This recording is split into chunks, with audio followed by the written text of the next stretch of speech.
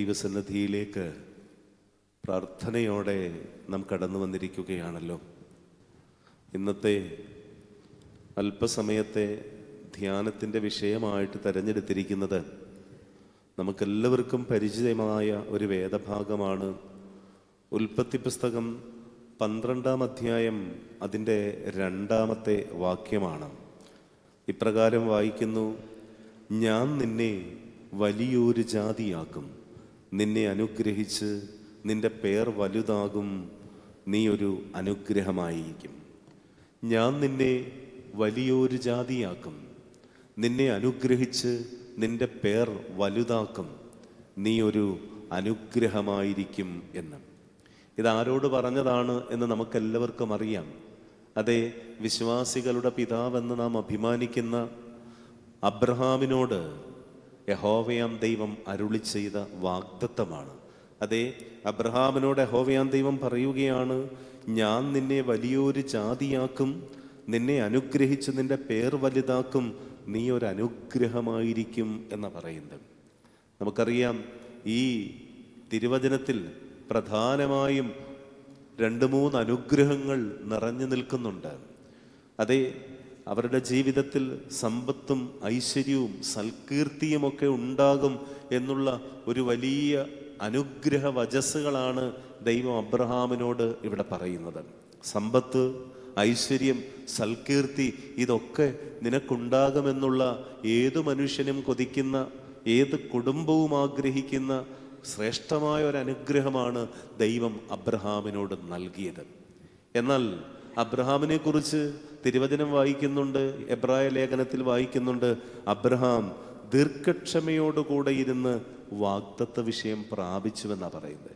ഈ വാഗ്ദത്തം ദൈവം അബ്രഹാമിന് കൊടുത്ത ഒരു വാഗ്ദത്തമാണത്. നീ ഒരു അനുഗ്രഹമായിരിക്കും, നിന്നെ ഞാനൊരു വലിയ ജാതിയാക്കും, മാത്രമല്ല നിന്റെ പേർ ഞാൻ വലുതാക്കും. ദൈവം അബ്രഹാമിന് കൊടുത്ത ഒരു വാഗ്ദത്തമാണ്, ഒരു വാക്ക് കൊടുത്തു. ആ വാക്ക് അബ്രഹാമിൻ്റെ ജീവിതത്തിൽ അതേപടി ഫലിച്ചു എന്ന് തിരുവചനം വായിക്കുമ്പോൾ നമുക്കറിയാം. ഞാനും നിങ്ങളും ഓർക്കുക, നമ്മളൊക്കെ കുടുംബമായി ജീവിക്കുന്നവരാണ്. സ്വർഗത്തിൻ്റെ ഒരു ചെറിയ പതിപ്പാണ് നമ്മുടെ കുടുംബം എന്ന് പറയുന്നത്. മിനിയേച്ചർ ഓഫ് ഹെവൻ എന്നാണ്.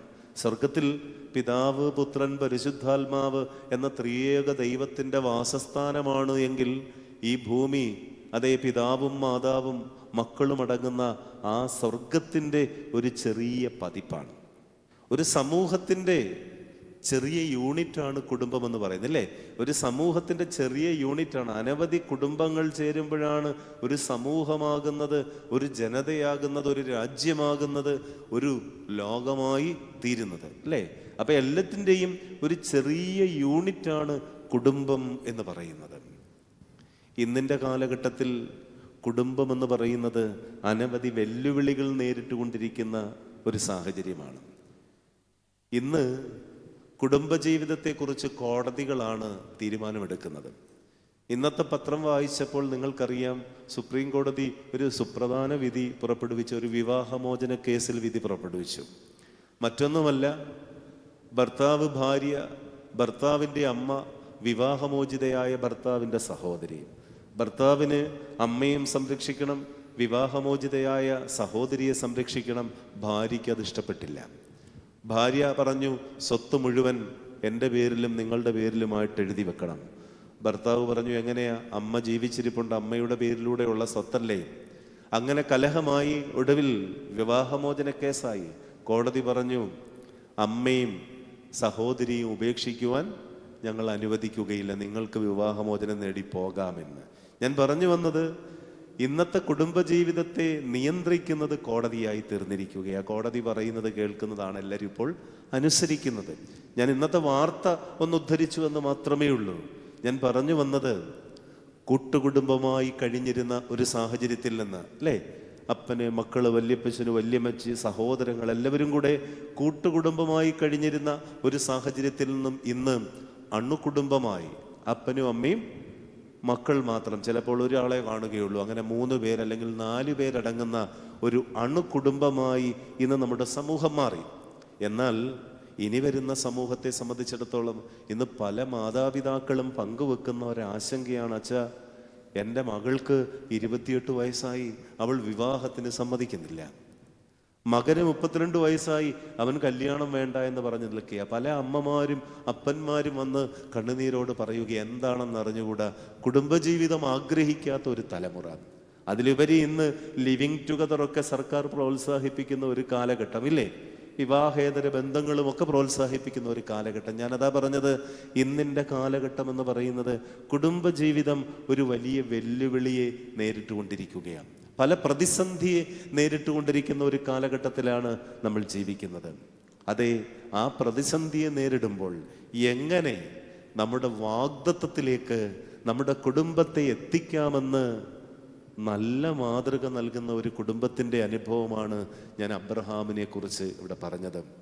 ഒരുപക്ഷെ നമ്മൾ ചിന്തിക്കും, നൂറ്റാണ്ടുകൾക്ക് മുമ്പ് BC 12,000 ആ കാലഘട്ടത്തിൽ ജീവിച്ചിരുന്ന പിതാവിൻ്റെ ജീവിതം ഇന്നത്തെ ജീവിതവുമായിട്ട് എങ്ങനെ ബന്ധിപ്പിക്കാൻ കഴിയും എന്ന് നമ്മൾ ചിന്തിച്ചേക്കാം. കാരണം കാലഘട്ടം മാറി, ജീവിത സാഹചര്യങ്ങൾ മാറി, അല്ലേ? നമ്മുടെ ജീവിതത്തിൻ്റെ ക്രമമാകെ മാറി. അപ്പോൾ അന്നത്തെ ജീവിതവും ഇന്നത്തെ ജീവിതവും തമ്മിൽ ബന്ധിപ്പിക്കാൻ പറ്റുമോ എന്ന് നമ്മൾ പലപ്പോഴും ചിന്തിച്ചേക്കാം. പക്ഷെ ഞാനും നിങ്ങളും ഓർക്കുക, വേദപുസ്തകം നമുക്ക് തരുന്ന പാഠങ്ങളൊക്കെയും കാലാതിവൃത്തിയാണ്. ഏത് കാലത്തും അത് വളരെയധികം പ്രയോജനപ്പെടുന്നതാണ്. തിരുവചനത്തിലെ ഓരോ സംഭവങ്ങളും. ഒരുപക്ഷെ തിരുവചനം പറയുന്നുണ്ട്, ഈ ലോകമൊക്കെ മാറും, ആകാശം മാറും, ഭൂതലം മാറും, പക്ഷെ ദൈവത്തിൻ്റെ വചനങ്ങൾ ഒരിക്കലും മാറിപ്പോകയില്ല. അത് നമുക്ക് ഓരോ വചനവും പരിശോധിക്കുമ്പോൾ നമുക്കറിയാം. അതേ, ഈ വെല്ലുവിളികളും പ്രതിസന്ധികളും നിറഞ്ഞ ഈ കാലഘട്ടത്തിൽ എങ്ങനെ നമ്മുടെ വാഗ്ദത്ത വിഷയം പ്രാപിക്കുവാൻ നമുക്ക് സാധിക്കും? കാരണം ദൈവം തമ്പുരാൻ നമുക്കൊരു വാഗ്ദത്തം തന്നിട്ടുണ്ട്. നമ്മൾ ദൈവവുമായിട്ട് ഉടമ്പടി ചെയ്തവരാ. നമുക്ക് ബോധ്യമുണ്ടോ നമ്മൾ ദൈവവുമായിട്ട് എന്തുടമ്പടിയാ ചെയ്തതെന്ന്? യഹോവയാം ദൈവം നമ്മോട് പറഞ്ഞിട്ടുണ്ട്. എന്താ പറഞ്ഞെന്നറിയാമോ? എന്നോടും നിങ്ങളോടും ഓരോരുത്തരോടും പറഞ്ഞൊരു കാര്യമുണ്ട്. അതെ, നിത്യജീവന് വേണ്ടി നിന്നെ ഞാൻ വിളിച്ചിരിക്കുകയാണെന്ന്. നിങ്ങൾ എന്നെ തിരഞ്ഞെടുത്തതല്ല, മറിച്ച് ഞാൻ നിങ്ങളെ തിരഞ്ഞെടുത്തതാണ്. നിത്യജീവന് വേണ്ടി നിങ്ങളെ വിളിച്ചിരിക്കുന്നു എന്ന് പറയുന്നത് എപ്പോഴാണെന്നറിയാമോ? നമുക്കറിയാം, നമ്മുടെ മാമോദീസായുടെ സമയം, അല്ലേ? വിശുദ്ധ മാമോദീസായുടെ സമയം. മാമോദീസ തൊട്ടിയിൽ നമ്മെ മുക്കിയെടുത്തതിന് ശേഷം ഈ ത്രോണോസിന്റെ മുമ്പാകെ നമ്മളെ നിർത്തുമ്പോൾ പരിശുദ്ധ മൂറോൻ കൊണ്ട് നമ്മുടെ നെറ്റിയിൽ അഭിഷേകം ചെയ്തുകൊണ്ട് പട്ടക്കാരൻ ചൊല്ലും, പിതാവിൻ്റെയും പുത്രൻ്റെയും ജീവനുള്ള പരിശുദ്ധ റൂഹായുടെയും നാമത്തിൽ നിത്യജീവന് വേണ്ടി മറിയാമ അല്ലെങ്കിൽ ജോസഫ് മുദ്ര കുത്തപ്പെട്ടിരിക്കുന്നു, അല്ലേ? ഇനിയും നമ്മെ വിളിച്ചിരിക്കുന്നത് നാശത്തിലേക്കല്ല, നമ്മെ വിളിച്ചിരിക്കുന്നത് പരാജയത്തിലേക്കല്ല. പിന്നെ എന്തിനു വേണ്ടിയിട്ടാണ്? നിത്യജീവന് വേണ്ടിയിട്ട്. ആ ഒരു വലിയ ഉടമ്പടി ദൈവം നമ്മളുമായി ചെയ്തിട്ടുണ്ട് നമ്മുടെ മാമോദീസയുടെ സമയത്ത്. അതുകൊണ്ടാണ് പലപ്പോഴും ഇതൊക്കെ മറന്നു പോയിട്ട് വേറെ ഉടമ്പടിയൊക്കെ എടുക്കാനായിട്ട് നാം ഓടുന്നത്. ചിലരൊക്കെ ഓരോരുത്തടുത്ത് പോയി പല ഉടമ്പടികളും എടുക്കാറുണ്ട്. പക്ഷേ ആത്യന്തികമായി ദൈവം നമ്മളുമായിട്ട് ചെയ്ത ഒരു വലിയ ഉടമ്പടിയായത് എന്താ? നിത്യജീവന് വേണ്ടി നമ്മെ വിളിച്ചിരിക്കുകയാണ്. ആ നിത്യജീവന്റെ വാഗ്ദാനം നമുക്ക് ലഭിക്കണമെങ്കിൽ അത് നമുക്കും നമ്മുടെ തലമുറയ്ക്കും വേണ്ടിയിട്ടാണ്. നമുക്ക് വേണ്ടി മാത്രമല്ല നമുക്ക് ദൈവം തമ്പുരാൻ ആ വാഗ്ദാനം നൽകിയത്. പിന്നെയോ അബ്രഹാമിനോട് പറഞ്ഞതുപോലെ, നിന്നെ ഞാനൊരു വലിയ ജാതിയാക്കും, അല്ലേ? നീ ഒരു അനുഗ്രഹമായിരിക്കും, നിന്റെ പേർ ഞാൻ വലുതാക്കും, തലമുറയോളമുള്ള ഒരു വാഗ്ദാനം. അത് നമ്മുടെ ദൈവത്തിൻ്റെ വാഗ്ദാനം എന്ന് പറയുന്നത് നമ്മിൽ മാത്രം ഒതുങ്ങി നിൽക്കുന്നതല്ല, അത് തലമുറയിലേക്കും വ്യാപരിക്കുന്ന വലിയ വാഗ്ദാനമാണ്. മറന്നു പോകരുത്, തിരുവചനം നമ്മളെ ഓർമ്മിപ്പിക്കുകയാണ്. ആ വലിയ വാഗ്ദാനത്തിലേക്കാണ് ദൈവം തമ്പുരാൻ നമ്മെ വിളിച്ചിരിക്കുന്നത്. ഓർക്കുക, ഈ വാഗ്ദാനം ഒരിക്കലും നമ്മൾ മറന്നു പോകരുത് എന്ന് തിരുവചനം നമ്മെ ഓർമ്മിപ്പിക്കുകയാണ്. ഈ വാഗ്ദാനം മറന്നു പോകാതിരിക്കാനാണ് ഈ തിരുവചനം നമ്മെ ഓർപ്പിക്കുന്നത്. അബ്രഹാമിനോട് ദൈവം പറഞ്ഞ വാഗ്ദാനം അബ്രഹാം പ്രാപിച്ചു എന്നുള്ളതാണ് തിരുവചനം പകരുന്ന ഏറ്റവും വലിയ ധൈര്യം. എങ്ങനെയാണ് അബ്രഹാം ഈ വാഗ്ദാനം പ്രാപിച്ചത് എന്ന് പരിശോധിക്കാം. പ്രധാനമായിട്ടും അബ്രഹാം വാഗ്ദാനം പ്രാപിക്കുവാൻ, വെല്ലുവിളികളെ അതിജീവിക്കുവാൻ, ദൈവസന്നിധിയിൽ അനുഗ്രഹമായിരിക്കുവാൻ സാധിച്ചത് 4 കാര്യങ്ങളാണ് ഞാൻ പറയുവാൻ ആഗ്രഹിക്കുന്നത്. ഒന്നാമത്, വിശ്വാസികളുടെ പിതാവായ അബ്രഹാം ദൈവകൽപ്പന വിചിന്തനം കൂടാതെ അനുസരിച്ചു എന്നുള്ളതാണ്. ദൈവത്തിൻ്റെ കൽപ്പന വിചിന്തനം കൂടാതെ അനുസരിച്ചു എന്നുള്ളതാണ് അബ്രഹാമിൻ്റെ ജീവിതത്തിൽ വാഗ്ദത്ത വിഷയം പ്രാപിക്കുവാൻ അവനെ സഹായിച്ച ഒന്നാമത്തെ കാര്യം. നമ്മളൊക്കെ പാടാറുണ്ട്, നിന്റെ ഹിതം പോലെ എന്നെ നിത്യം നടത്തിയിടണമേ, എൻ്റെ ഹിതം പോലെയല്ലേ എൻ പിതാവേ എന്നെ യഹോവേ. അതെ, നമ്മളെപ്പോഴും പാടുന്ന പാട്ടാണ്, ധ്യാനപൂർവ്വം നമ്മൾ പാടുന്ന പാട്ടാണ്. ദൈവമേ, നിന്റെ ഹിതം പോലെ എന്നെ നടത്തണം. ഞാൻ നിങ്ങളും ഓർക്കുക, ഓരോ ദിവസവും നമ്മൾ മുന്നോട്ട് പോകുന്നത് ദൈവഹിതമനുസരിച്ചാണോ? നമ്മുടെ ജീവിതം ദൈവഹിതപ്രകാരമാണോ നാം ചിട്ടപ്പെടുത്തിയിട്ടുള്ളത് എന്ന് ഞാൻ നിങ്ങളും ഓർക്കുക. അബ്രഹാമിനെ സംബന്ധിച്ചിടത്തോളം ദൈവം അബ്രഹാമിനെ വിളിച്ചു. 75 വയസ്സായി മാതാപിതാക്കളോടൊപ്പം കുടുംബമായി സന്തോഷത്തോടെ താമസിക്കുമ്പോഴാണ് അബ്രഹാമിനെ വിളിച്ചിട്ട് ദൈവം പറയുന്നത്, അബ്രഹാമേ, ഞാൻ നിന്നെ കാണിപ്പാനിരിക്കുന്ന ദേശത്തേക്ക് നീ യാത്രയാകാം. ഉൽപ്പത്തി പുസ്തകം 12-ാം അധ്യായം 1-ാം വാക്യത്തിൽ പറയുകയാ, ഞാൻ നിന്നെ കാണിപ്പാനിരിക്കുന്ന ദേശത്തേക്ക് യാത്രയാകാം. തിരുവചനം വായിക്കുമ്പോൾ നാം കാണുന്നുണ്ട്, അബ്രഹാം വീട് വിട്ടു, അല്ലേ, മാതാപിതാക്കളെ വിട്ടു, അതുവരെ നേടിയ സമ്പാദ്യങ്ങളൊക്കെ വിട്ടു. ദൈവ കൽപ്പന അനുസരിച്ച് ദൈവ വാക്ക് കേട്ട് അവൻ ദൈവത്തിൻ്റെ സന്നിധിയിൽ അനുഗമിച്ചു എന്നാ പറയുന്നത്. ഇവിടെ ഇതാ നമുക്കറിയാം, ഇന്നിൻ്റെ കാലഘട്ടത്തിൽ നമ്മുടെ ഒരു മകനോ മകളോ വിദേശത്തോ എവിടെയെങ്കിലുമൊക്കെ പഠിക്കാൻ പോകുന്നു, ജോലിക്ക് പോകുന്നുവെങ്കിൽ നമ്മൾ ആദ്യമേ അന്വേഷിക്കും എങ്ങനെയാ അവിടുത്തെ സാഹചര്യങ്ങൾ, അല്ലേ, അവർക്ക് താമസിക്കുവാനുള്ള സൗകര്യമുണ്ടോ, ഭക്ഷണം കഴിക്കുവാനുള്ള ക്രമീകരണമുണ്ടോ, അവന് ജീവിക്കുവാൻ ആവശ്യമായ സമ്പാദ്യം അവിടെ കിട്ടുമോ, എല്ലാ സുരക്ഷിതത്വവും ഉറപ്പുവരുത്തിയിട്ടേ ഇന്ന് നമ്മളൊക്കെ ഒരു കാര്യത്തിന് ഇറങ്ങാറുള്ളൂ. പക്ഷെ അബ്രഹാം ദൈവത്തിൻ്റെ വാക്ക് കേട്ടപ്പോൾ ഒന്നും ചിന്തിച്ചില്ല. അവനെല്ലാം വിട്ടിട്ട് ദൈവ കൽപ്പന അനുസരിച്ച് പ്രവർത്തിച്ചു എന്ന് തിരുവചനം വായിക്കുമ്പോൾ നാം കാണുന്നുണ്ട്. അതെ, അബ്രഹാമിൻ്റെ ജീവിതത്തിൽ നാം കാണുകയാണ് വിചിന്തനം കൂടാതെ ദൈവകൽപ്പന അനുസരിക്കുന്ന അബ്രഹാം. ഞാനും നിങ്ങളും ഓർക്കുക, ഇന്ന് നമ്മുടെയൊക്കെ ജീവിതത്തിൽ പലപ്പോഴും ഏറ്റവും കൂടുതൽ പ്രതിസന്ധികൾ വിശ്വാസ ജീവിതത്തിൽ നാം നേരിടുന്നുണ്ട്, അല്ലേ? ദൈവ കൽപ്പനയ്ക്കാണോ പ്രാധാന്യം കൊടുക്കുന്നത്, അതോ നമ്മുടെ ഇഷ്ടത്തിനാണോ?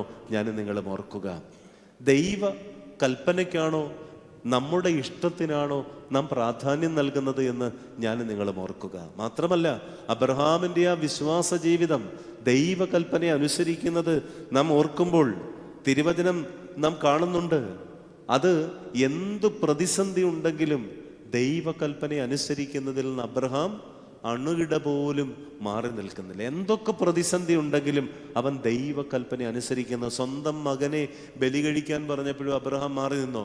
തൻ്റെ ഭാര്യയായ സാറയോട് പോലും അത് പറയുന്നില്ല, മറിച്ച് ആരും അവള് പോലും അറിയാതെ, കാരണം സാറ അറിഞ്ഞാൽ സമ്മതിക്കുകയില്ല, അതുകൊണ്ട് സാറ പോലും അറിയാതെ മകനെ കൊണ്ട് അവൻ യാത്ര പുറപ്പെടുന്ന കാഴ്ച കാണുകയാണ്.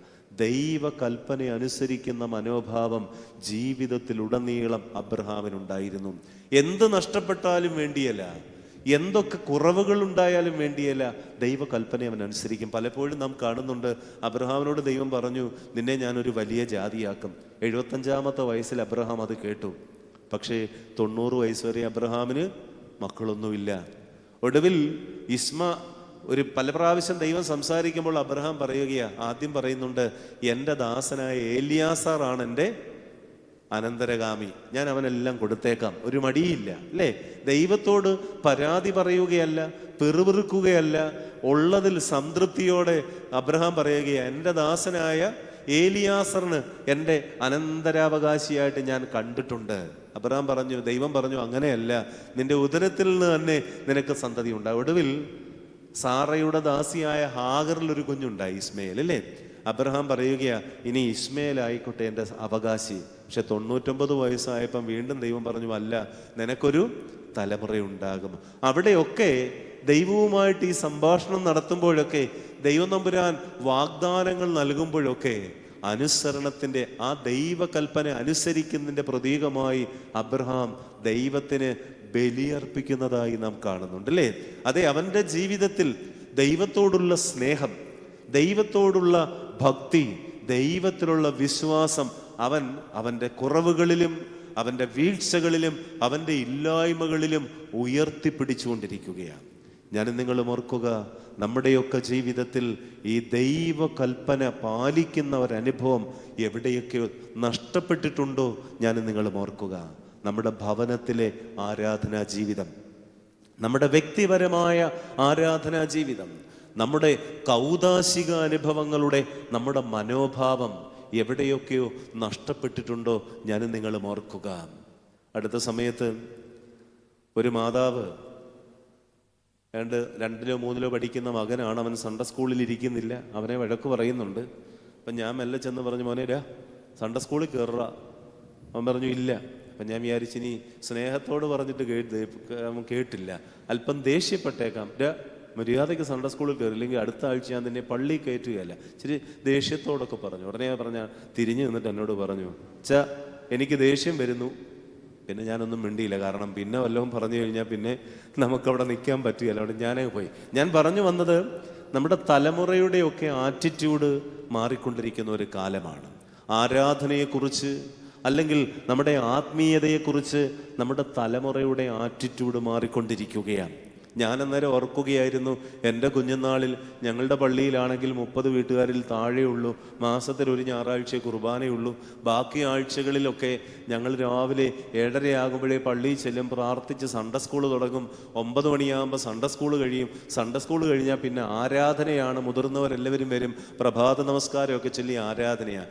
ഈ 7:30 പള്ളിയിൽ വരുന്ന ഞങ്ങൾ ഈ ആരാധനയ്ക്ക് മുമ്പ് ഒന്ന് മുങ്ങാൻ നോക്കിയാൽ ഒരധ്യാപകനും ഞങ്ങളെ വിടുകയില്ല.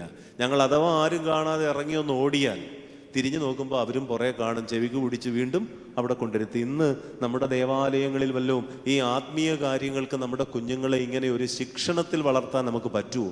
വഴക്ക് പറയാൻ പറ്റുമോ? ഒരു കാരണവശാലും പറ്റുകയില്ല. നമ്മുടെ വീട്ടിൽ പറ്റുമോ? ഞാൻ നിങ്ങൾ ഓർക്കുക, രാവിലെയും വൈകിട്ടും മുടങ്ങാതെ പ്രാർത്ഥിക്കുന്ന നമ്മുടെ ഭവനങ്ങൾ, ആരാധനയുടെ പ്രാർത്ഥനയുടെ ശബ്ദം കേട്ട് ഉറങ്ങുകയും, അതേ മുതിർന്നവർ ഞാൻ ഉണരുമ്പോൾ എന്നരികിൽ കാവലതായി നിൽക്കണമേ എന്നുള്ള ശയന പ്രാർത്ഥന ചൊല്ലുന്ന പാട്ട് കേട്ടിട്ടാണ് കുഞ്ഞുങ്ങൾ ഉറങ്ങുന്നത്. അതുപോലെ തന്നെ രാവിലെ മൃഗജാലങ്ങൾ ഉണർന്നിടുന്ന സമയത്തു ഈ പാട്ട് കേട്ടിട്ടാ കുഞ്ഞുങ്ങൾ ഉണരുന്നത്, അല്ലേ? ഈ രാവിലെ ആരാധനയുടെ പ്രാർത്ഥനയുടെ ശബ്ദം കേട്ട് ഉറങ്ങുകയും ഉണരുകയും ചെയ്തിരുന്ന ഒരു കാലം നമുക്കുണ്ടായിരുന്നു. മാത്രമല്ല, ഞായറാഴ്ച എന്നൊരു ദിവസമുണ്ടെങ്കിൽ അതിരാവിലെ ഒരുക്കത്തോടുകൂടി പള്ളിയിൽ പോയി വിശുദ്ധ കുർബാന അനുഭവിക്കുവാൻ, കുർബാനയിൽ പങ്കുചേരുവാൻ തത്രപ്പെടുന്ന ഒരു സമൂഹം നമുക്കുണ്ടായിരുന്നു. പക്ഷേ ഇന്നിൻ്റെ കാലഘട്ടങ്ങളിൽ നിങ്ങൾ ഓർക്കുക, നമ്മുടെ വിശ്വാസം കുറഞ്ഞു പോയിട്ടുണ്ടോ? നമ്മുടെ ജീവിതത്തിൽ ഈ ആരാധനയോടുള്ള, ദൈവത്തോടുള്ള മനോഭാവം കുറഞ്ഞിട്ടുണ്ടോ? പലപ്പോഴും സങ്കടങ്ങളിൽ ദൈവത്തെ നാം വിളിക്കും, ദൈവത്തെ വിളിക്കുന്നതിന് കുറവൊന്നുമില്ല. പക്ഷെ സന്തോഷങ്ങളിൽ ഈ ദൈവത്തിലുള്ള വിശ്വാസം, നമ്മുടെ വീട്ടിൽ ഒരു വിവാഹ കൂദാശ നടക്കുന്നുണ്ടെങ്കിൽ എത്ര വീട്ടിൽ സന്ധ്യയ്ക്ക് പ്രാർത്ഥന കാണും അതിൻ്റെ തലേ ദിവസം? അല്ലെങ്കിൽ രാവിലെ കുടുംബ പ്രാർത്ഥന കാണും. കാരണം 3:30 പെങ്കൊച്ചിന് ഉറങ്ങാൻ, അല്ലെങ്കിൽ ചെറുക്കന് ഉറങ്ങാൻ പോലും പറ്റുകയില്ല, പെങ്കൊച്ചാണെങ്കിലും ചെറുക്കനാണെങ്കിലും. കാരണം ബ്യൂട്ടീഷ്യൻ കാത്തു നിൽക്കുക, കണ്ണ് തുറക്കുമ്പോഴേ ഫോട്ടോഗ്രാഫർ വെട്ടവുമായിട്ട് കാത്തിരിക്കുക. അവരുടെ മുമ്പാകെ നിർത്തുവോ നമ്മൾ പ്രാർത്ഥിക്കാൻ പോകുമോ? ഞാൻ നിങ്ങൾ ഓർക്കുക, ജീവിതത്തിലെ ഒരു നിർണായകമായ കാലഘട്ടം, ഒരു വിവാഹ കൂദാശയുടെ കാര്യമാണ് ഞാൻ പറഞ്ഞത്.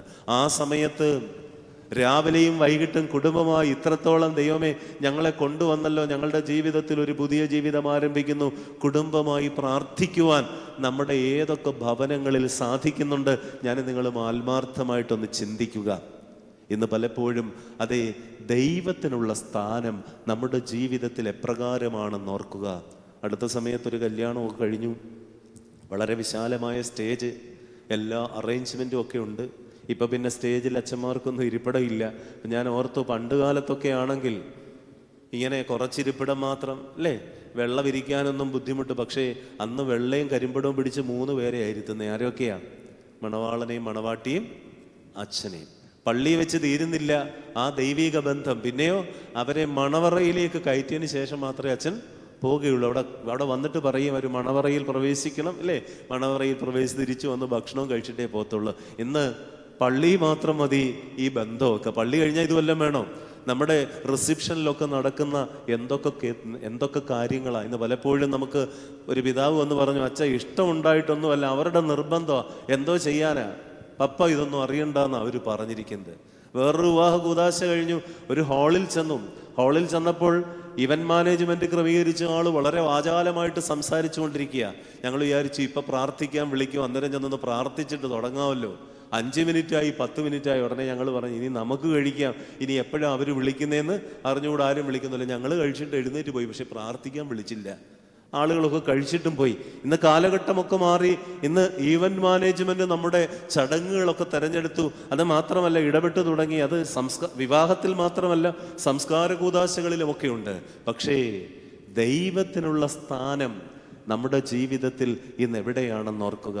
അബ്രഹാമിനെ സംബന്ധിച്ചിടത്തോളം ഇല്ലായ്മയിലും അവൻ്റെ ജീവിതത്തിൽ ഏറ്റവും പ്രധാനപ്പെട്ട സ്ഥാനം അവൻ ദൈവത്തിനാണ് കൊടുത്തിരുന്നത്. അവന് മക്കളെയൊക്കെ ലഭിച്ചപ്പോഴും അവന് ദൈവത്തിന് തന്നെയാണ് പ്രാധാന്യം കൊടുത്തത്. ഞാനും നിങ്ങളും ഓർക്കുക, അതേ ദൈവകൽപ്പന എപ്പോഴും വിചിന്തനം കൂടാതെ അനുസരിച്ചതുകൊണ്ട് അവൻ ദീർഘക്ഷമയോടുകൂടെ ഇരുന്ന് വാഗ്ദത്ത വിഷയം പ്രാപിച്ചു എന്ന് തിരുവചനം നമ്മെ ഓർപ്പിക്കുന്നു. അബ്രഹാമിൻ്റെ ജീവിതത്തിൽ അവൻ ദൈവകൽപ്പന വിചിന്തനം കൂടാതെ അനുസരിക്കുകയായിരുന്നു. ഒരുപക്ഷെ അനുസരണത്തെ തടസ്സം ചെയ്യുന്ന 3 കാര്യങ്ങളുണ്ട്. അനുസരിക്കണമെന്നൊക്കെ നമുക്ക് ആഗ്രഹമുണ്ട്, പക്ഷേ നമ്മുടെ ഈ അനുസരണത്തെ തടസ്സപ്പെടുത്തുന്ന പ്രധാനമായിട്ടും 3 കാര്യങ്ങളാണ്: അഹങ്കാരം, അവിശ്വാസം, അവിവേകം. നമ്മുടെ വിശ്വാസത്തെ, ദൈവത്തിലുള്ള അനുസരണത്തെ തടസ്സപ്പെടുത്തുന്ന 3 കാര്യങ്ങളാണ് ഞാൻ പറഞ്ഞ. ഒന്ന്, നമ്മുടെ അഹങ്കാരം. കാരണം ഉള്ളിൽ അഹങ്കാരം ഉണ്ടെങ്കിൽ പിന്നെ ആരെങ്കിലും പേടിക്കണോ? ദൈവത്തെ പോലും പേടിക്കാൻ നടക്കും. ഇതൊക്കെ എന്തിനാ? ഇതൊക്കെ എൻ്റെ ഉള്ളം കയ്യിലാണെന്നുള്ള ചിന്ത. അഹങ്കാരം നമ്മുടെ അനുസരണത്തെ കെടുത്തിക്കളയും. അവിശ്വാസം, അതേ വിശ്വാസമില്ലാത്ത സമൂഹം. അതുകൊണ്ടാണ് പലപ്പോഴും ചോദിക്കും ഇതൊക്കെ എന്താ, ഇതൊക്കെ ഒരു യുക്തിയില്ലാത്ത കാര്യങ്ങളാണെന്ന് പലതും പറയും, ഇല്ലേ? അതുകൊണ്ടാണ് ഇന്നിൻ്റെ തലമുറ പലപ്പോഴും ഇതിൽ നിന്നൊക്കെ അകന്നു പോകുന്നത്. അവിശ്വാസം. 3-മതോ അവിവേകം, ഇല്ലേ? പലരും അവിവേകത്തോടെ പ്രവർത്തിക്കും. നമുക്കറിയാം, പണ്ടൊക്കെ ഭക്തിയോടെ പള്ളിയിൽ നിന്നെങ്കിൽ ഇന്ന് പള്ളിയിൽ നിന്ന് എന്തും കാണിക്കാൻ പലർക്കും മടിയില്ല, ഇല്ലേ? കയ്യാങ്കളി ഉണ്ടാക്കാനും പരസ്പരം കയ്യേറ്റം നടത്തുവാനും മടിയില്ലാത്ത, അതേ ആരാധിക്കുവാനുള്ള ഇടമായ ദേവാലയത്തിൽ, ദൈവസന്നിധിയിൽ അബ്രഹാമിനെ കുറിച്ച് അവിടെ പറയുന്നുണ്ട്. അവൻ യാഗപീഠം പണിതിട്ട് ദൈവസന്നിധിയിൽ അവൻ സാഷ്ടാംഗം വീണ് കിടക്കുകയാണ്. ദൈവദൂതന്മാർ അവൻ്റെ ഭവനത്തിൽ വന്നപ്പോൾ അവൻ സാഷ്ടാംഗം വീണ് കിടക്കുക. അതേ കണ്ണുനീർ തൂകേണ്ടത് ദൈവസന്നിധിയിൽ തന്നെ താഴ്ത്തേണ്ട ഇടത്ത് പലപ്പോഴും അവിവേകം മൂലം, വിവേകം ശൂന്യത മൂലം, അല്ലേ, എന്തൊക്കെയാണ് പരസ്പരം അക്രമത്തിലേക്ക്. ഇന്ന് പലപ്പോഴും നമ്മുടെ പെരുന്നാളൊക്കെ കഴിയുമ്പോൾ, റാസിയൊക്കെ കഴിഞ്ഞാൽ പിന്നുണ്ടാകുന്ന ചടങ്ങുകൾ ഈ കയ്യേറ്റത്തിലേക്കൊക്കെയാണ് നയിക്കുന്നത്. പരസ്പരം ആക്രമിക്കുന്നതിനൊരു മടിയില്ല. പിന്നെ എന്തിനാ ഈ പെരുന്നാൾ, അല്ലേ? ഞാനും നിങ്ങളും ഓർക്കുക, അതെ നമ്മുടെ വിശ്വാസത്തെ, അനുസരണത്തെ കെടുത്തുന്ന 3 കാര്യങ്ങളാണ് ഞാൻ പറഞ്ഞത്: അഹങ്കാരവും, അവിശ്വാസവും, അവിവേകവും. ഇത് നമ്മുടെ മനസ്സിലുണ്ടെങ്കിൽ പലപ്പോഴും അനുസരണം നമ്മുടെ ജീവിതത്തിൽ നഷ്ടമായി പോകും. അതേ തിരുവചനം പറയുന്നുണ്ട്, ഇതാ അനുസരിക്കുന്നത് യാഗത്തേക്കാൾ നല്ലത് എന്നാണ്. ഞാൻ നിങ്ങളും ഓർക്കുക, അനുസരണത്തിൽ ഏറ്റവും പ്രാധാന്യമുള്ളത് ദൈവകൽപ്പന അനുസരിക്കുകയാണ്. ദൈവകൽപ്പന അനുസരിക്കുന്ന പിതാവാണെങ്കിൽ തലമുറയും അവനെ അനുസരിക്കും. ഉത്തമ ഉദാഹരണം പറയാം. അബ്രഹാം ഇസഹാക്കിനെ ബലി കഴിക്കാൻ കൊണ്ടുപോയപ്പോൾ ഇസഹാക്ക് അബ്രഹാമിനോട് ചോദിക്കുക, അബ്രഹാമേ, ഹോമയാഗത്തിനുള്ള വിറകുണ്ട്, കത്തിയുണ്ട്, തീയുണ്ട്, ഹോമയാഗത്തിനുള്ള ആടെവിടെ? അപ്പോഴാണ് അബ്രഹാം പറയുന്നത്, മകനെ, ദൈവം കരുതിക്കൊള്ളും. പിന്നെ ഇസഹാക്ക് വല്ലതും ചോദിച്ചോ? അവനെ കെട്ടി യാഗപ്പെടുത്തി കിടത്തിയിട്ട് വല്ലതും പറഞ്ഞോ? ഒന്നും മിണ്ടിയില്ല. കാരണം എന്താ? അവൻ്റെ പിതാവിലുള്ള വിശ്വാസം അത്രമാത്രമായിരുന്നു. കാരണം എന്താ? ദൈവത്തിലുള്ള വിശ്വാസം അബ്രഹാമിന് എത്രമാത്രമുണ്ടോ അത്രയും വിശ്വാസം ഇസഹാക്കിന് തൻ്റെ പിതാവിലും ഉണ്ടായിരുന്നു എന്നുള്ളതാണ്. ഇന്ന് ദൈവത്തിലുള്ള വിശ്വാസം മാതാപിതാക്കൾക്ക് നഷ്ടപ്പെടുമ്പോൾ മാതാപിതാക്കളിലുള്ള വിശ്വാസം തലമുറയ്ക്ക് നഷ്ടപ്പെടുന്നു. മറന്നു പോകരുത്. ദൈവത്തിലുള്ള വിശ്വാസം മാതാപിതാക്കൾക്ക് നഷ്ടപ്പെടുമ്പോൾ മാതാപിതാക്കളുള്ള വിശ്വാസം ആർക്ക് നഷ്ടപ്പെടുന്നു? തലമുറയ്ക്ക് നഷ്ടപ്പെടുന്നു. അതേ ദൈവസന്നിധിയിൽ നിന്ന് തലമുറയെ അകറ്റി നിർത്തിയാൽ താൽക്കാലിക നേട്ടങ്ങൾക്ക് വേണ്ടി, നമ്മുടെ സന്തോഷത്തിന് വേണ്ടി.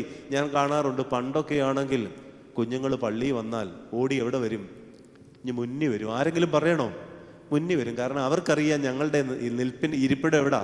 ഈ ഫ്രണ്ടിലാണ്. ചിലപ്പോൾ അവരിച്ചിട്ട് വർത്താനമൊക്കെ പറഞ്ഞേക്കാം. ഇന്ന് പല മമ്മിമാരും അവരെ വിടത്തില്ല, മറ്റു പിള്ളേരുടെ കൂടെ വിടത്തില്ല. ദേവാലയത്തിൽ പോയാലും ഇങ്ങനെ പിടിച്ചു നിർത്തും. ഞാൻ പറയുന്നിടത്ത് നീ നിന്നാ മതി. ഒടുവിൽ വളർന്നു വരുമ്പോൾ അവർ പറയുന്നിടത്ത് നിൽക്കുമോ?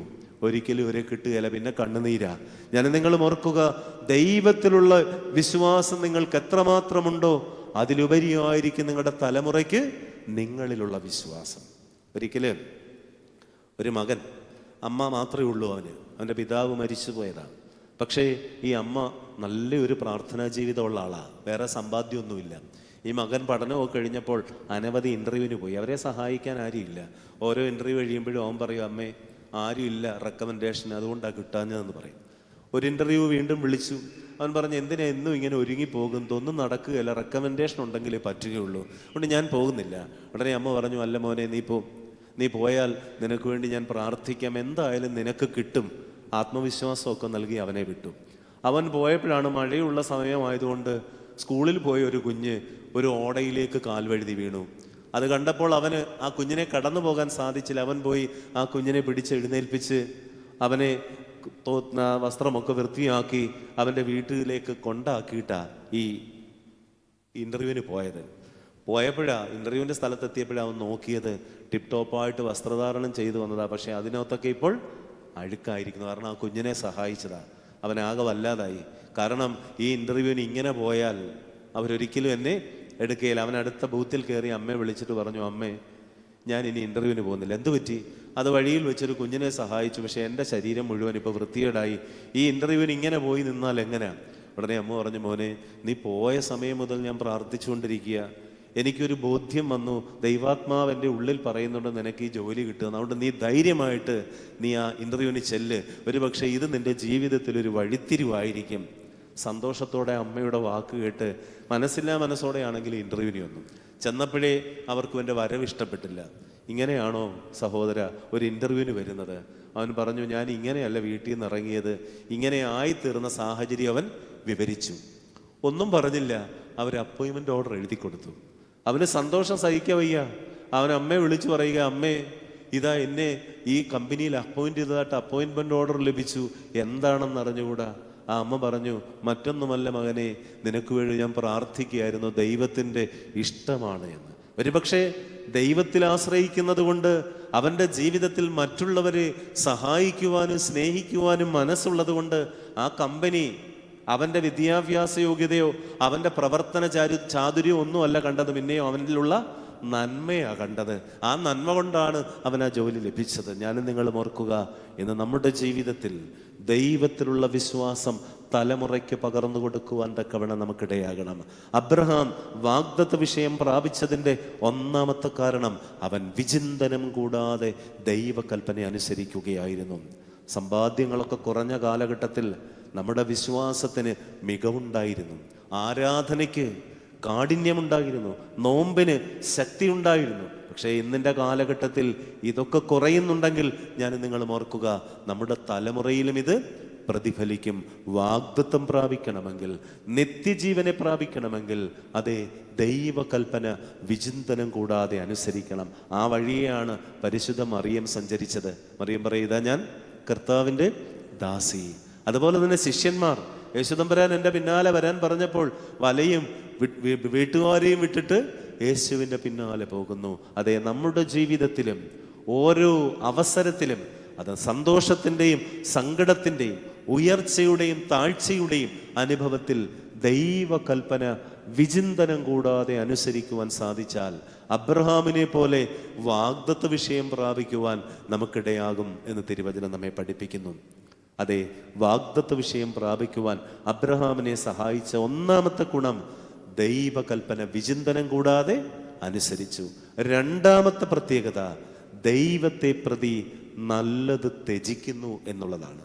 ഒരു ത്യാജ്യ മനോഭാവം, ത്യജിക്കുവാനുള്ള മനോഭാവം. ഞാൻ നിങ്ങളും ഓർക്കുക, മനുഷ്യനെ സംബന്ധിച്ചിടത്തോളം നമുക്കറിയാം, നമ്മൾ ആഗ്രഹിക്കുന്ന എല്ലാം നേടുവാൻ നമുക്ക് സാധ്യമല്ല. ഒരു മനുഷ്യൻ ആഗ്രഹിക്കുന്ന എല്ലാം നേടാൻ പറ്റുമോ? അങ്ങനെ നേടിയിട്ടൊരു കാര്യമില്ല. ഞാനും നിങ്ങളും ഓർക്കുക, നമ്മളൊരു കുടുംബനാഥനാണ്, ഒരു കുടുംബനാഥയാണ്. ആ കുടുംബത്തിന് വേണ്ടി നാം എന്തൊക്കെ ത്യജിക്കാറുണ്ട് അല്ലേ?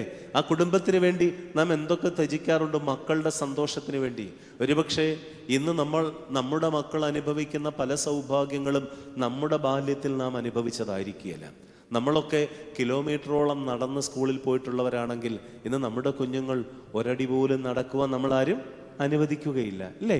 മാത്രമല്ല, എല്ലാ സൗഭാഗ്യങ്ങളും ഒരു കാലത്ത് ആഹാരത്തിന് ബുദ്ധിമുട്ടിയെങ്കിൽ ഇന്ന് നമ്മുടെ കുഞ്ഞുങ്ങൾക്ക് ആഹാരത്തിന് എന്തെങ്കിലും ബുദ്ധിമുട്ട് നമ്മൾ വരുത്തുമോ? ഒരു ബുദ്ധിമുട്ടും കുറവും വരുത്തുകയില്ല. ഞാൻ നിങ്ങൾ ഓർക്കുക. മാത്രമല്ല, നമ്മൾ പല കാര്യങ്ങളിലും അതിരാവിലെ നമ്മൾ കിടന്നുറങ്ങണമെന്ന് ആഗ്രഹിക്കുന്നത്, പക്ഷെ എന്തിനാ ചാടി എഴുന്നേക്കുന്നത് അല്ലേ? ഭർത്താവ് ജോലിക്ക് പോകുന്നുണ്ട്, അല്ലെങ്കിൽ മക്കളുടെ വിദ്യാഭ്യാസത്തിന് പോകുന്നുണ്ട്, അവരുടെ കാര്യങ്ങളൊക്കെ ആക്കണം അല്ലേ? അതിനുവേണ്ടി കുടുംബത്തിന് വേണ്ടി നമ്മുടെ സുഖങ്ങളൊക്കെ നാം ത്യജിക്കാറുണ്ട്, മാതാപിതാക്കളാണെങ്കിലും എല്ലാവരാണ്. ഈ ത്യജിക്കുന്നതിലൊരു സന്തോഷമുണ്ട്. തീർച്ചയായിട്ടും അവരൊക്കെ സന്തോഷത്തോടെ പോകുമ്പോൾ നമുക്കും ഒരു നിറവാണ് അല്ലേ? നമുക്കും ഒരു നിറവാണ്. ഞാൻ നിങ്ങൾ ഓർക്കുക, നമ്മൾ നേടുന്ന സമ്പാദ്യം നമ്മുടെ കുടുംബത്തിൻ്റെ സന്തോഷത്തിന് വേണ്ടി, നമ്മുടെ സഹോദരങ്ങളുടെ ഉയർച്ചയ്ക്ക് വേണ്ടി നാം മാറ്റിവെക്കുമ്പോൾ നമ്മളെന്നും നമ്മുടെ മനസ്സിലൊരു സംതൃപ്തിയുണ്ട്, ഞാൻ ഇന്നതൊക്കെ ചെയ്തല്ലോ എന്നുള്ള സംതൃപ്തി. അപ്പോൾ ഞാൻ നിങ്ങളും ഓർക്കുക, ഈ ത്യാഗ മനോഭാവം ഒരു സംതൃപ്തി നമ്മുടെ ജീവിതത്തിൽ പകരുന്നതാണ് അല്ലേ? മറ്റുള്ളവർക്ക് വേണ്ടി നന്മകളൊക്കെ മാറ്റിവെക്കുമ്പോൾ, സന്തോഷങ്ങളൊക്കെ മാറ്റിവെക്കുമ്പോൾ ഈ ത്യാഗം നമ്മുടെ ജീവിതത്തിലും സന്തോഷവും സംതൃപ്തിയും പകരുന്നതാണ്. അബ്രഹാമിൻ്റെ ജീവിതത്തിൽ ഇത് ധാരാളമായിട്ടുണ്ടായിരുന്നു, ഈ ത്യാഗ മനോഭാവം. പ്രധാനമായിട്ടും നാം കാണുന്നത് അബ്രഹാമിനോട് ദൈവം പറയുകയാ. തിരുവചനം വായിക്കുമ്പോൾ നാം കാണുന്നുണ്ട്, പ്രത്യേകിച്ച് ഉൽപ്പത്തി പുസ്തകം 13 അധ്യായം വായിക്കുമ്പോൾ നാം കാണുന്നുണ്ട്, അബ്രഹാമിൻ്റെ സഹോദരപുത്രനായ ലോത്ത് അല്ലേ? രണ്ടുപേരും ഒരുമിച്ചാണ് കടന്നു വന്നത്. അവർ ഇങ്ങനെ വളർന്നു വന്നപ്പോൾ തിരുവചനം നാം വായിക്കുന്നു, സമ്പാദ്യങ്ങൾ ആടുമാടുകൾ വർദ്ധിച്ചപ്പോൾ വയലിൽ വെച്ച് അബ്രഹാമിൻ്റെ ഇടയന്മാരും ലോത്തിൻ്റെ ഇടയന്മാരും തമ്മിൽ തർക്കമുണ്ടായി, കലഹമുണ്ടായി. അബ്രഹാം അറിഞ്ഞു. അബ്രഹാം ചിന്തിച്ചു, ഈ കലഹം ഞങ്ങളുടെ ഇടയിലേക്ക് വ്യാപിച്ചാൽ അത് വല്ലാത്ത പ്രതിസന്ധിയാണ്. അതുകൊണ്ട് ഒരു ദിവസം അബ്രഹാം സഹോദരപുത്രനായ ലോത്തിനെ വിളിച്ചിട്ട് പറഞ്ഞു, ഇതാ ഈ ദേശമൊക്കെയും നിന്റെ മുമ്പാകെ ഇരിക്കുന്നു, നിനക്ക് ഇഷ്ടമുള്ളത് തിരഞ്ഞെടുക്കാം, നിനക്കിഷ്ടമുള്ളത് തിരഞ്ഞെടുക്കാം. അബ്രഹാം പറഞ്ഞില്ല. നമ്മൾ വിചാരിക്കാം പിതാവാണ് നിർദ്ദേശിക്കേണ്ടത് അല്ലേ? അബ്രഹാമിന് പറയാം, നീ ഇതുകൊണ്ട് ഇനി ആ ഭാഗത്ത് പോയി താമസിച്ചോണം എന്ന് പറയാം. പക്ഷേ അബ്രഹാം എന്താ ചെയ്തതെന്നറിയാമോ? എൻ്റെ കൂടെ വന്നവനാ, എൻ്റെ കരം പിടിച്ച് ഞാൻ കൊണ്ടുവന്നവനാ, അതുകൊണ്ട് അവൻ്റെ സന്തോഷമാണ് എനിക്ക് മുഖ്യം. ഇന്നിൻ്റെ കാലഘട്ടത്തിൽ ഇത് എത്രമാത്രം പ്രായോഗികമാണെന്നൊന്നും നമുക്ക് അറിഞ്ഞുകൂടാ. കാരണം നമ്മളിതൊക്കെ ഓർക്കുമ്പോൾ ഇതൊക്കെ ഏതോ അത്ഭുത കഥയാണെന്ന് ചിന്തിക്കും. പക്ഷെ അബ്രഹാം എന്താ പറഞ്ഞത്? നിനക്കിഷ്ടമുള്ളത് നിനക്ക് തെരഞ്ഞെടുക്കാം. തിരുവചനം വായിക്കുന്നു, ലോത്ത് നോക്കിയപ്പോൾ സോദോം ഗോമോറ സ്വർഗത്തിലെ തോട്ടം പോലെയായിരുന്നു, ഏദൻ തോട്ടം പോലെയായിരുന്നു അല്ലേ? പാലും തേനും ഒഴുകുന്ന മനോഹരമായ സ്ഥലം. ലോത്ത് പറഞ്ഞു, എനിക്കത് മതി. പക്ഷെ അബ്രഹാമിന് മുള്ളും പറക്കാരെയുമാണ് ലഭിച്ചതെങ്കിലും അബ്രഹാം ഒരു വാക്കുപോലും ലോത്തിനോട് മറുത്തു പറഞ്ഞില്ല, പരാതി പറഞ്ഞില്ല. അതേ സമ്പത്ത് അവൻ സഹോദരപുത്രന് വേണ്ടി ത്യജിക്കുകയാണ്. ഇന്ന് നമുക്കറിയാം, നമ്മുടെ ഇടയിൽ ഏറ്റവും കൂടുതൽ കലഹങ്ങൾ ഉണ്ടാകുന്നത് സമ്പത്തിൻ്റെ പേരിലാണ്. ഒത്തിരി ഉദാഹരണങ്ങളുണ്ട് അല്ലേ? മക്കൾ മാതാപിതാക്കളെ ഉപദ്രവിക്കുന്ന ഒരു കാലഘട്ടം സമ്പത്തിന് വേണ്ടി അല്ലേ? സമ്പത്തിന് വേണ്ടി മക്കൾ മാതാപിതാക്കളെ ഉപദ്രവിക്കുന്ന ഒരു കാലഘട്ടം, കൊല്ലാൻ പോലും മടിയില്ലാത്ത ഒരു കാലഘട്ടം സമ്പത്തിന് വേണ്ടിയിട്ടാണ്. ഇന്ന് പലപ്പോഴും പല ഭവനങ്ങളിലും കലഹങ്ങളും തർക്കങ്ങളും ഉണ്ടാകുന്നത്. പുരാണത്തിൽ പാക്കനാരെന്ന് പറയുന്ന ഒരു കഥാപാത്രമുണ്ട്. അദ്ദേഹം പറയുന്നത് സമ്പത്തെന്ന് പറയുന്നത് ആളെ കൊല്ലിയാണെന്നാണ്. അതിനൊരു സംഭവം അദ്ദേഹം പറയുന്നുണ്ട്. ഒരിക്കൽ അദ്ദേഹത്തിൻ്റെ പ്രധാന ജോലി കാട്ടിൽ പോയി ഈറ വെട്ടി അത് നാട്ടിൽ കൊണ്ടുവന്ന് അത് പൊളിയാക്കി അതുകൊണ്ട് കുട്ട നെയ്ത് വിൽക്കുകയാണ്. അതുകൊണ്ട് ഉപജീവനം കഴിക്കുന്നത് അദ്ദേഹത്തിൻ്റെ ജോലി. ഒരിക്കൽ അദ്ദേഹം കാട്ടിൽ ഈറ വെട്ടിക്കൊണ്ട് നിന്നപ്പോഴാണ് അദ്ദേഹത്തിനൊരു നിധി കിട്ടി. അദ്ദേഹം നോക്കിയപ്പോൾ ഇതാ സ്വർണ്ണ നാണയത്തിൻ്റെ കൂമ്പാരങ്ങൾ. അദ്ദേഹം തിരിച്ചോടി, അതെടുക്കാതെ ഓടിപ്പോയെന്നാണ് പറഞ്ഞത്. ഓടി വന്നപ്പോഴോ ഇതാ 2 വേട്ടക്കാർ വരുന്നുണ്ട്. അവരെ കണ്ടിട്ട് പറഞ്ഞു, ദേ അവിടെ ആളെ കൊല്ലിയെ ഞാൻ കണ്ടു എന്ന് പറഞ്ഞു. അപ്പോൾ അവർ വിചാരിച്ചു വല്ല പുലിയോ കടുവയോ ഒക്കെയാണ്. അവർ പെട്ടെന്ന് ആ ദിക്കിലേക്ക് പോയി. അവരവിടെ ചെന്നപ്പോഴാ ഇതാ ഒരു വലിയ നിധി. മണ്ടൻ ഇത് നഷ്ടമാക്കിയിട്ട് പോയല്ലോ. 2 പേരും കൂടെ അവിടെ വെച്ച് തന്നെ അത് പപ്പാതിയാക്കി വീതിച്ച് 2 പേരും കൂടെ എടുത്തു നാട്ടിലേക്ക് പോകാൻ തീരുമാനിച്ചു. ഇപ്പോൾ ഒരാൾ പറഞ്ഞു, ഇപ്പം പകല ഇറങ്ങിച്ചെന്ന് ആരെങ്കിലും കണ്ടാൽ നിധിയൊക്കെ രാജാവ് കൊണ്ടുപോകും, നമുക്ക് കിട്ടത്തില്ല, അതുകൊണ്ട് നമുക്ക് ഇവിടെ എവിടെങ്കിലും വിശ്രമിച്ച് ഭക്ഷണമൊക്കെ കഴിച്ചിട്ട് പോകാം. അങ്ങനെ ഭക്ഷണമൊക്കെ ഒരുക്കിക്കൊണ്ടിരുന്നപ്പോൾ ഒരുത്തൻ ചിന്തിച്ചു, അവനില്ലായിരുന്നെങ്കിൽ ഇത് മൊത്തം എനിക്കായനെ. മറ്റവനും ചിന്തിച്ചു, അവനില്ലായിരുന്നെങ്കിൽ ഇത് മൊത്തം എനിക്കായനെ. ഒടുവിൽ ആ കഥയിൽ ഇപ്രകാരം പറയുന്നു, ഒരുത്തൻ വെള്ളമെടുക്കാൻ പോയപ്പോൾ അവിടെ വെച്ചിരുന്ന ആഹാരത്തിൽ അവൻ നഞ്ച് കലക്കി. വെള്ളമെടുക്കാൻ പോയവൻ വെള്ളമെടുത്തുകൊണ്ട് നിന്നപ്പോഴും ചിന്തിച്ചു, അവനില്ലായിരുന്നെങ്കിൽ ഇത് മുഴുവൻ എനിക്കായിരുന്നു. അതുകൊണ്ട് അവൻ മറ്റൊരു വഴി വന്നിട്ട് തൻ്റെ കയ്യിലുണ്ടായിരുന്ന ആയുധം കൊണ്ട് ഈ നിധിക്ക് കാവലിരുന്നവനെ കൊന്നുകളഞ്ഞു. ഈ കാവലിരുന്നവൻ ഭക്ഷണത്തിൽ നഞ്ച് കലക്കി വരുമെന്നും അവൻ അറിഞ്ഞില്ല. അവൻ ഭക്ഷണം വാരി കഴിച്ചു, രണ്ടും മരിച്ചുപോയി. നാട്ടിൽ പോയ പാക്കനാർ ആളെ കൂട്ടി വന്നപ്പോൾ ഇവിടെ 2 പേര് ചത്തുകിടപ്പുണ്ട്, അവിടെ നിധിയും 2 കൂനയായിട്ടിരിപ്പുണ്ട്. അതെ, ഇത് ഞാൻ പറഞ്ഞു വന്നത് അദ്ദേഹത്തിൻ്റെ ഒരു സംഭവം പറഞ്ഞതാ, പുരാണ കഥാപാത്രത്തിൻ്റെ ജീവിതത്തിൽ പറഞ്ഞതാണ്. ഇന്ന് പലപ്പോഴും നമ്മുടെ വീടുകളിലും കലഹങ്ങൾ ഉണ്ടാകുന്നത്, കുടുംബത്തിൽ ഛിദ്രങ്ങൾ ഉണ്ടാകുന്നത്, സഹോദര ബന്ധങ്ങൾ തകർക്കുന്നത് സമ്പത്താണ്, അല്ലേ? ഞാൻ നിങ്ങൾ ഓർക്കുക, അബ്രഹാം ഒരു നല്ല മാതൃക കാണിച്ചു തരികയാണ്. നിനക്കിഷ്ടമുള്ളത് തിരഞ്ഞെടുത്തോളാൻ സെലക്ഷൻ ഇതാ സഹോദരപുത്രന് നൽകുകയാണ്. അതുകൊണ്ട് അബ്രഹാമിന് വല്ലതും കുറവ് വന്നോ? അബ്രഹാമിന് കുറവ് വന്നില്ല. പിന്നീട് നാം കാണുന്നുണ്ട്, അവൻ ആ കൈവശമാക്കിയ പ്രദേശം പാലും തേനും ഒഴുകുന്ന കനാൻ ദേശമായി തീർന്നു എന്നാണ് പറയുന്നത്. നമ്മുടെ ജീവിതത്തിൽ ഞാൻ നിങ്ങൾ ഓർക്കുക, ദൈവത്തെ പ്രതി നാം എന്തെങ്കിലും നഷ്ടപ്പെടുത്തി, അതുകൊണ്ടാണ് തിരുവചനം പറയുന്നത്, അതേ ദൈവത്തിന് വേണ്ടി, എനിക്ക് വേണ്ടി, ദൈവരാജ്യത്തിന് വേണ്ടി, ദൈവവചനത്തിന് വേണ്ടി നിങ്ങൾ എന്തെങ്കിലും ഉപേക്ഷിച്ചാൽ ഇരട്ടിയായിട്ട് അത് ലഭിക്കുമെന്നാണ് പറയുന്നത്. അബ്രഹാമിനെ സംബന്ധിച്ചിടത്തോളം ദൈവത്തെ പ്രതി എന്തും ത്യജിക്കുവാൻ, അവൻ സമ്പത്ത് ത്യജിക്കുവാൻ. നമുക്കറിയാം, ഒരു മനുഷ്യന്റെ ജീവിതത്തിൽ ഏറ്റവും പ്രധാനമായിട്ട് അവൻ കാണുന്നതാണ് വെൽത്ത്, ഹെൽത്ത്, വെൽഫെയർ. വെൽത്ത് എന്ന് പറഞ്ഞാൽ സമ്പത്ത്, അല്ലേ? ഹെൽത്ത് എന്ന് പറഞ്ഞാലോ ആരോഗ്യം. ഇന്ന് നമുക്കറിയുന്ന ആരോഗ്യത്തിന് ഏറെ പ്രാധാന്യം കൊടുക്കുന്ന കാലഘട്ടം. അതുകൊണ്ടാണ് രാവിലെയും വൈകിട്ടും ഒക്കെ റോഡ് നീളം തേരാപ്പാര നടക്കുന്നവരെ നമുക്ക് കാണാം, അല്ലേ? ആരോഗ്യത്തിന് വളരെയേറെ പ്രാധാന്യം കൊടുക്കുന്ന ഒരു കാലഘട്ടമാണ് അത്. കാരണം ഇന്ന് പലപ്പോഴും രോഗഗ്രസ്തമായ തലമുറ കൂടുന്നുണ്ട്. അധ്വാനം കുറഞ്ഞു, ജീവിതശൈലി രോഗങ്ങൾ, ഭക്ഷണ രോഗങ്ങളൊക്കെ വർദ്ധിച്ചത് കൊണ്ടാണ്. അപ്പം ആരോഗ്യത്തിന് വളരെ പ്രാധാന്യം കൊടുക്കുന്നുണ്ട്. പക്ഷെ അബ്രഹാമിൻ്റെ ജീവിതം പരിശോധിക്കുമ്പോൾ അബ്രഹാം തൻ്റെ സഹോദരങ്ങൾക്ക് വേണ്ടി, തൻ്റെ കൂട്ടുകാർക്ക് വേണ്ടി ആരോഗ്യം പോലും ത്യജിച്ചതായി കാണാം. എവിടെയാണെന്നറിയാമോ? ലോത്തിനെ രാജാക്കന്മാർ തമ്മിലുള്ള യുദ്ധത്തിൽ പിടിച്ചുകൊണ്ടുപോയി എന്നാണ് പറയുന്നത്. പിടിച്ചുകൊണ്ടുപോയെന്ന് അബ്രഹാം അറിഞ്ഞു. ഇതാ 4 രാജാക്കന്മാർ 5 രാജാക്കന്മാരുമായി യുദ്ധം ചെയ്ത് 5 രാജാക്കന്മാരെ തോൽപ്പിച്ച് സോതോമൊക്കെ പിടിച്ചടക്കി. സോതോമിലുണ്ടായിരുന്ന ലോത്തിനെയും കുടുംബമായി ഈ 4 രാജാക്കന്മാരെ അടിമകളാക്കി കൊണ്ടുപോയി.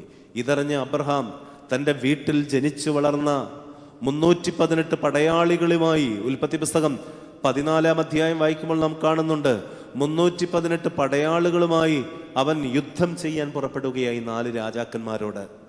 ഈ 4 രാജാക്കന്മാരൊരു യുദ്ധം ചെയ്ത് അവരെ പരാജയപ്പെടുത്തി ലോത്തിനെ വീണ്ടെടുത്തു എന്നാണ് പറയുന്നത്.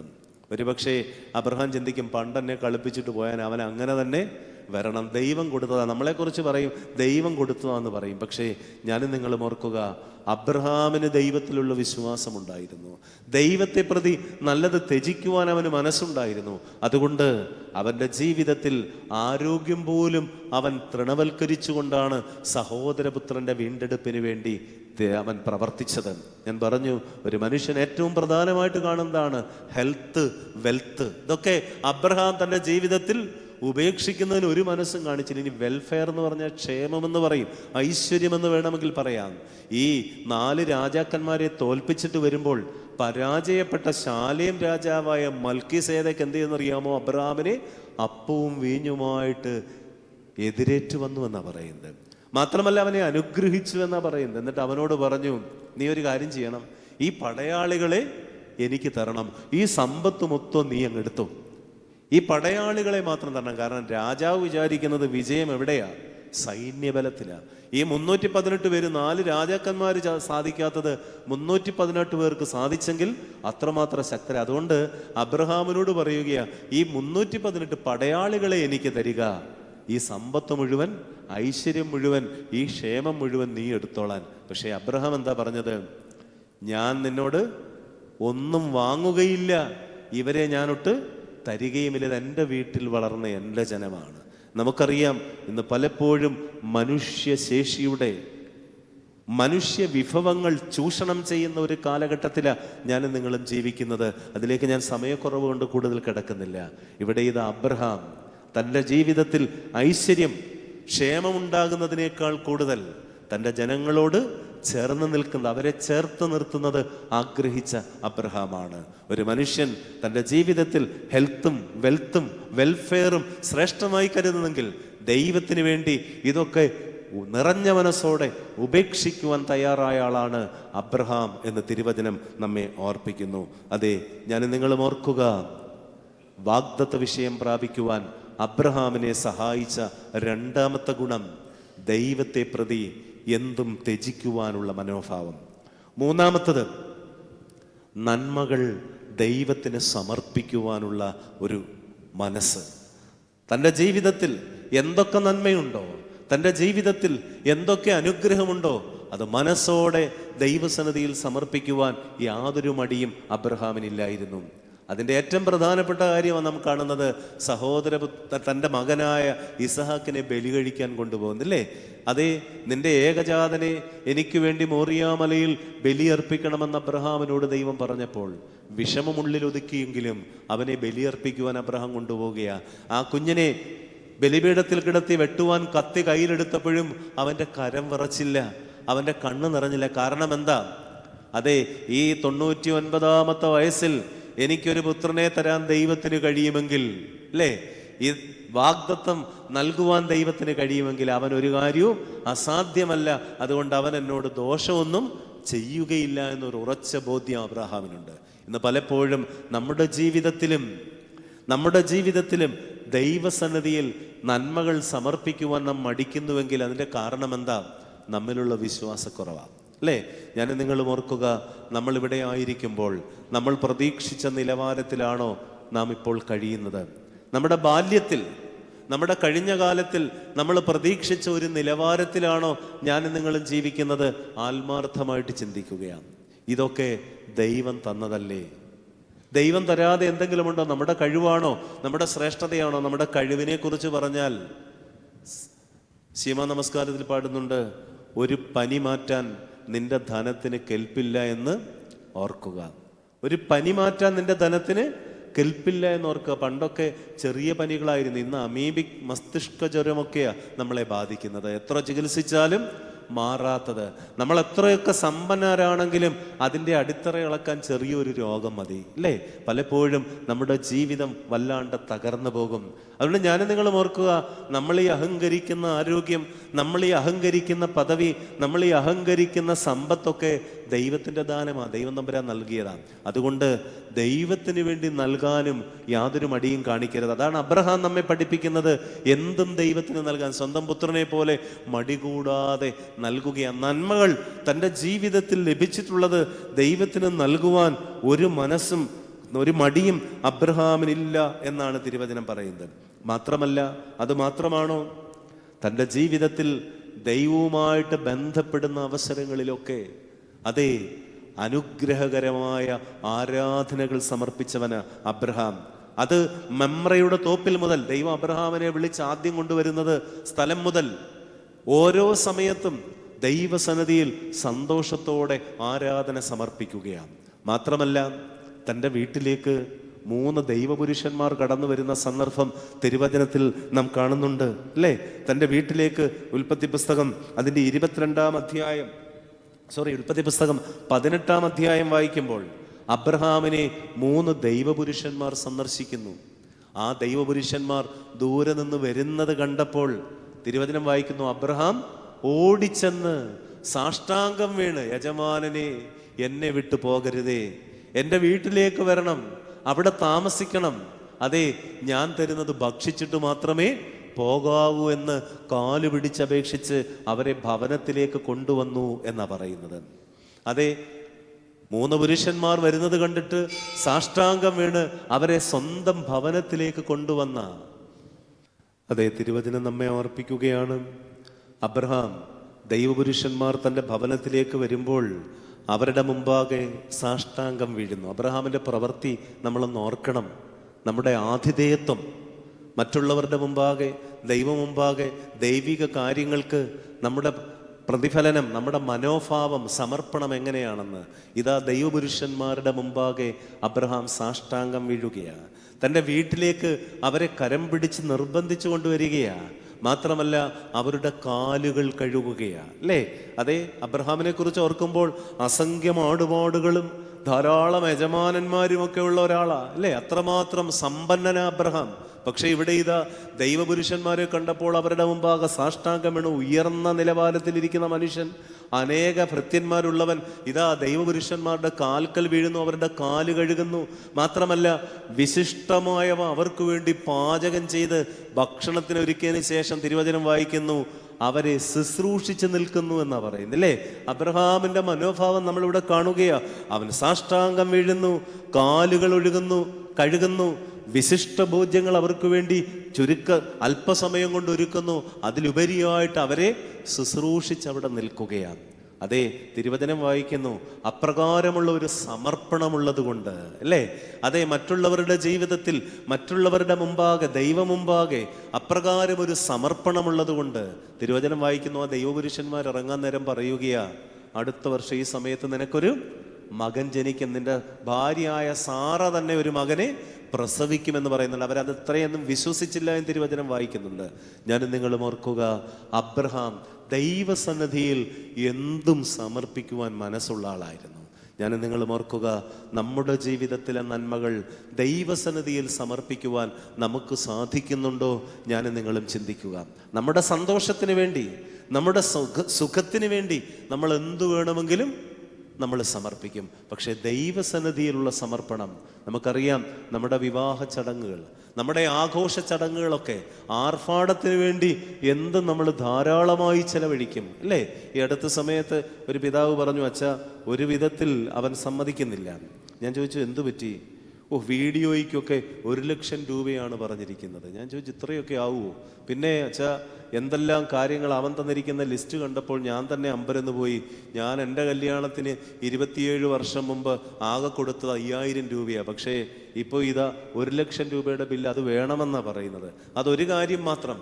പിന്നീട് അതിൻ്റെ ഓരോരോ കാര്യങ്ങളും പറഞ്ഞപ്പോൾ ഞെട്ടിപ്പോയി. കാരണം ഇന്ന് പലപ്പോഴും നമ്മുടെ ജീവിതത്തിൽ നമ്മൾ ചുറ്റുപാടുമുള്ളവരെ തൃപ്തിപ്പെടുത്തുവാൻ, നമ്മുടെ സന്തോഷത്തിന് വേണ്ടി നമ്മൾ ധാരാളം ചെലവഴിക്കും. പക്ഷേ ദൈവസന്നിധിയിലുള്ള നമ്മുടെ സമർപ്പണം, 1 മണിക്കൂർ ആരാധനയ്ക്കുള്ള സമർപ്പണം, ആ കൂദാശയ്ക്ക് വേണ്ടിയിട്ടുള്ള ഒരു ഒരുക്കം എത്രമാത്രമുണ്ട് എന്ന് ഞാൻ നിങ്ങൾ ഓർക്കുക. അബ്രഹാമിനെ കുറിച്ച് പറയുകയാ, അവൻ ദൈവസന്നിധിയിൽ സമ്പൂർണമായി എല്ലാം സമർപ്പിച്ചതാണ്, അല്ലേ?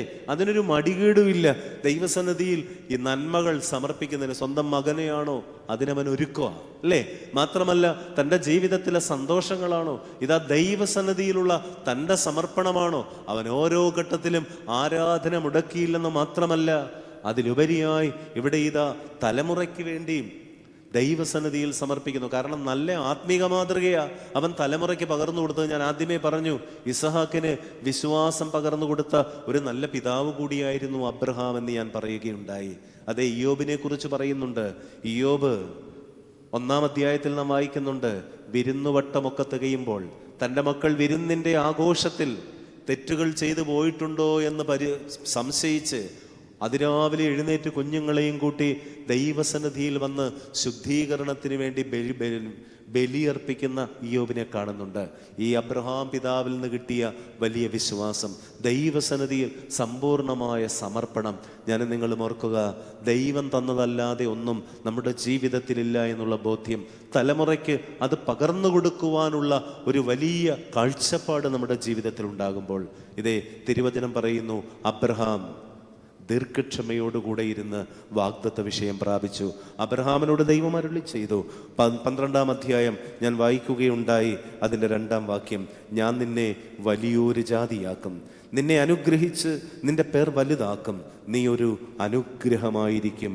അതെ, ദൈവം അബ്രഹാമിനോട് ചെയ്ത വാഗ്ദത്തമാണ്. നമ്മോട് ഓരോരുത്തരോടും ദൈവം ഈ വാഗ്ദത്തം ചെയ്തിട്ടുണ്ട്.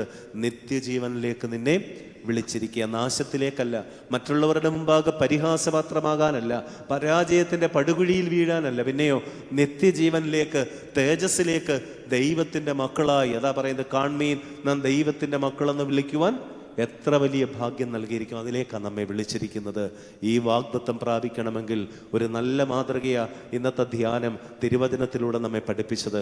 അബ്രഹാം, അവൻ ദീർഘക്ഷമയോടുകൂടെ ഇരുന്ന് വാഗ്ദത്ത വിഷയം പ്രാപിച്ചു. കാരണം വിചിന്തനം കൂടാതെ ദൈവകൽപ്പന അനുസരിക്കുന്ന അബ്രഹാം, അതെ, അനുസരണത്തിൻ്റെ മനോഭാവം, അതെ, അവൻ ദൈവത്തെ എത്രമാത്രം അനുസരിച്ചു അത്രമാത്രം ആ തലമുറയും അബ്രഹാമിൽ അനുസരണം പ്രകടിപ്പിച്ചു, അല്ലേ? ഇസഹാക്കും. രണ്ടാമത് ദൈവത്തിന് വേണ്ടി തിരുവചനം വായിക്കുമ്പോൾ നാം കാണുന്നുണ്ട്, അനുസരിക്കുക മാത്രമല്ല, ത്യാഗമനോഭാവം, ദൈവത്തിന് വേണ്ടി എന്തും ത്യജിക്കുവാനുള്ള മനോഭാവം. ഒരു മനുഷ്യൻ തൻ്റെ സമ്പത്തും തൻ്റെ ആരോഗ്യവും തൻ്റെ വെൽഫെയറും വലുതായി കരുതുന്നെങ്കിൽ അബ്രഹാം ദൈവത്തിനു വേണ്ടി അതൊക്കെ ത്യജിക്കുന്നതിനൊരു മടിയുമില്ലായിരുന്നു. മൂന്നാമത്, നന്മകൾ ദൈവത്തിന് സമർപ്പിക്കുവാനുള്ള ഒരു സമർപ്പണ മനോഭാവം. നമ്മുടെ ജീവിതത്തിലും ഈ ഒരു വലിയ ദൈവിക ഗുണങ്ങൾ പകർത്തുവാൻ, വാഗ്ദത്ത വിഷയം പ്രാപിക്കുവാൻ ദൈവത്തിൻ്റെ പരിശുദ്ധ റൂഹ നമ്മെ സഹായിക്കട്ടെ എന്ന് പ്രാർത്ഥിച്ചുകൊണ്ട് ആശംസിച്ചുകൊണ്ട് എളിയ വചനങ്ങൾ ഉപസംഹരിക്കുന്നു. ദൈവം നമ്പുരാൻ എല്ലാവരെയും വാഴ്ത്തി അനുഗ്രഹിക്കട്ടെ. നിങ്ങളുടെ ഈ അവസരമൊരുക്കിയ ബഹുമാനപ്പെട്ട മനോജരച്ചനോടും ചുമതലപ്പെട്ട എല്ലാ വൈദിക ശ്രേഷ്ഠരോടും പ്രാർത്ഥനയോടെ, ആദിയോടന്തം പ്രാർത്ഥനയോടെ സംബന്ധിച്ച എല്ലാ പ്രിയപ്പെട്ടവരോടുള്ള നന്ദി അറിയിച്ചുകൊണ്ട് നിങ്ങളുടെ പ്രാർത്ഥനയിൽ എന്നെയും കുടുംബത്തെയും ശുശ്രൂഷകളെയും ഒക്കെ ഓർക്കണമേ എന്ന് അപേക്ഷിച്ചുകൊണ്ട് വാക്കുകൾ ഉപസംഹരിക്കുന്നു. പരിശുദ്ധ പരിമല തിരുമേനിയുടെ പ്രാർത്ഥന നമുക്കെല്ലാവർക്കും അനുഗ്രഹമാകട്ടെ. ആമേൻ.